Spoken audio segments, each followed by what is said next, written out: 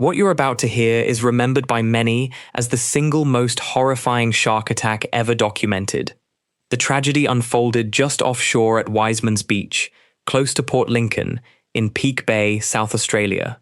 With its calm scenery, stretches of bushland, towering coastal cliffs, and hidden pockets of powder-white sand, it's easy to understand why the port ranks among Australia's most beloved destinations for adventurers and holidaymakers alike. Set apart from the busier stretches lies Wiseman's Beach, a quieter, more isolated cove that resembles a wide lagoon. It's a favorite fishing ground for anyone who prefers the still, remote corners of the bay's deep blue expanse.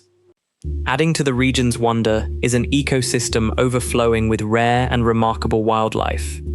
On land, you'll find marsupials such as grey kangaroos, alongside reptiles like tiger snakes and blue-tongue lizards, while brilliant parrots and seabirds fill the skies above.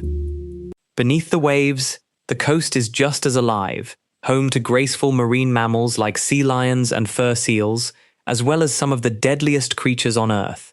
That roster includes the beautiful yet lethal box jellyfish and, of course, the awe-inspiring but universally feared great white shark. This stretch of coast, though, is no ordinary great white territory. Renowned for the rare thrill of cage diving alongside these enormous, ancient hunters, its waters are confirmed to hold one of the densest populations of great whites anywhere on the planet. And yet, despite the danger such an encounter could bring, the reality was, and remains, that attacks at Peake Bay were astonishingly uncommon, the opposite of what most people would expect, given how many great whites patrol these waters. Worldwide, roughly 70 shark attacks on humans are recorded each year, and only a small share of those end in death. Considering there are 480 known shark species and a largely thriving population, that's a remarkably low figure. In fact, before this attack, the bay had gone 9 full years without a single fatal shark encounter. The last had occurred in January 1974, when 26-year-old Terry Manuel was savagely killed and consumed by a great white as he rose to the surface from an abalone dive. Shirley Ann Durdin, her husband Barry, and their 4 children had recently relocated to the Peake Bay coast from a small rural town called Karku, about an hour inland. Barry's severe allergies drove the move to farm life, but it was also an easy decision, since living beside the ocean had long been a dream the couple shared, as it is for so many. On March 3, 1985, the family headed out to enjoy an afternoon at the beach, joined by a close friend of Shirley and Barry's named Keith Coventry. Once they'd settled in, the 3 adults got ready to dive for scallops, while the children stayed behind to play on the sand. Pulling on their gear and fitting their snorkels, Shirley and Barry called out to the kids that they'd only be a short distance from shore and back before long. The children, already lost in their beach games, barely glanced up, offering a few careless nods and hurried goodbyes, with no idea of the nightmare that was about to unfold. After gathering their scallops, Barry and Keith made their way back toward the shore and waited for Shirley, who lingered a little longer to comb the seabed for a few more. The 2 men laughed and traded jokes with each other and the kids, boasting about who had collected the bigger haul. Shirley, completely absorbed in the beauty and thrill of the dive, suddenly noticed she'd gathered far more than she'd planned and began to turn slowly, drifting back toward her family on the beach.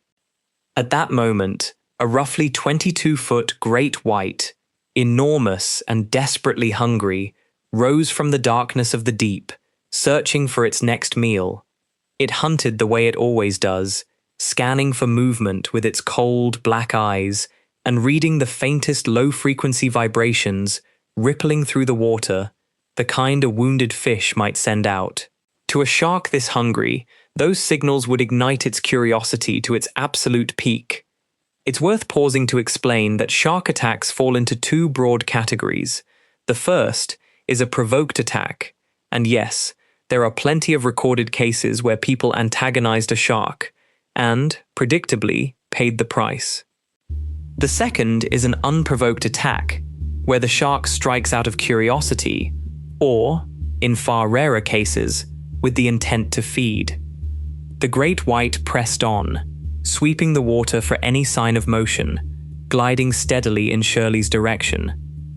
As it closed the distance, her upper body finally came into view near the surface of the shallow, roughly 7-foot deep water. The shark fixed its gaze on her as she swam calmly toward Barry and Keith, utterly oblivious to the death bearing down on her. Then, in a moment torn straight from a horror film, the shark struck. It surged upward with terrifying force, launching Shirley several feet into the air with her midsection locked in its jaws. It crashed back down in a huge burst of spray, clamping tighter to lock its grip, its massive jaws and crushing bite force closing around her body. It thrashed its head violently from side to side, the same brutal method sharks use to tear limbs, blubber, and flesh from their prey. The sea around them turned deep crimson. The men and children, paralyzed with terror, could only watch as the beast tore through poor Shirley.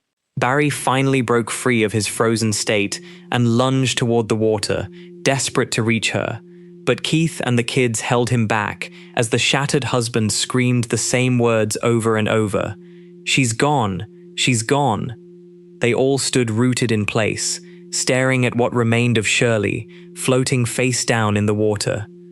The shark had severed her clean in two at the waist, and as her family and Keith looked on in disbelief, the great white surged back, and, right before their eyes, bit her head clean from her body before wheeling toward the horizon and vanishing into the depths.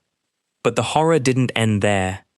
Rescuers reportedly tried to recover whatever was left of Shirley, yet they could find nothing.